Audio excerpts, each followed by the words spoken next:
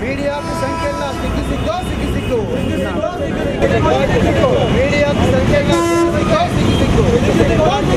Media వెంటనే ముక్కుతాడు వెయ్యాలి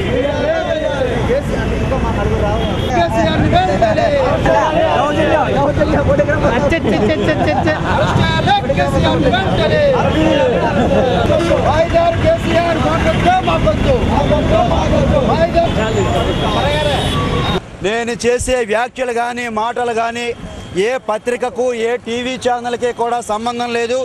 ఇందులో ప్రసారమయ్యే అంశాలు కేవలం ప్రజా శ్రేయస్ దృష్టి మాత్రమే మేము విశాఖపట్నం నుంచి తెలియజేసుకుంటా ఉన్నాం.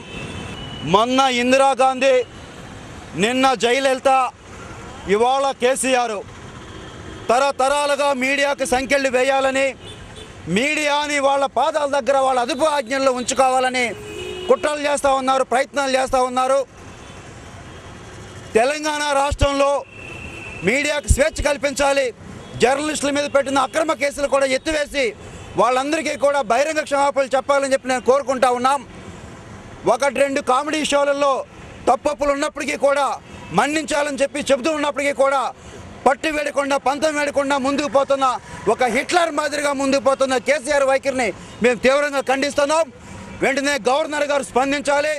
నిద్ర నటిస్తున్న బీజేపీ నాయకులు ఇప్పుడైనా సరే ముందుకు వచ్చి మీడియాకి న్యాయం జరిగే వరకు ప్రకటించడం చేయకపోతే అవసరమైతే మేము ఢిల్లీ స్థాయిలో కూడా పోరాటానికి కూడా సిద్ధంగా ఉంటాం.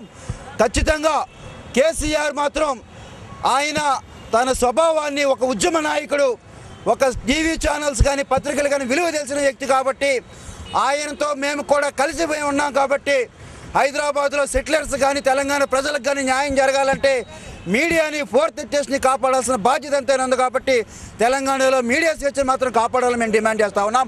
ఒకవేళ కేసీఆర్ దిష్టి బొమ్మ దగ్ధం చేశారు, ఇది కూడా విశాఖలో జరిగింది, టీవీ ఛానల్లో వచ్చిందని చెప్తే మీకు ఏదైనా అనుమానం అభాస్పాలుంటే నేను తెలంగాణ డీజీపీ ముందు లొంగిపోవడానికి కూడా సిద్ధంగా ఉన్నాను. ఖచ్చితంగా మీడియా పక్షాన జర్నలిస్టులకు న్యాయం జరిగేంత వరకు కూడా మేము పోరాటానికి సిద్ధంగా ఉన్నాం.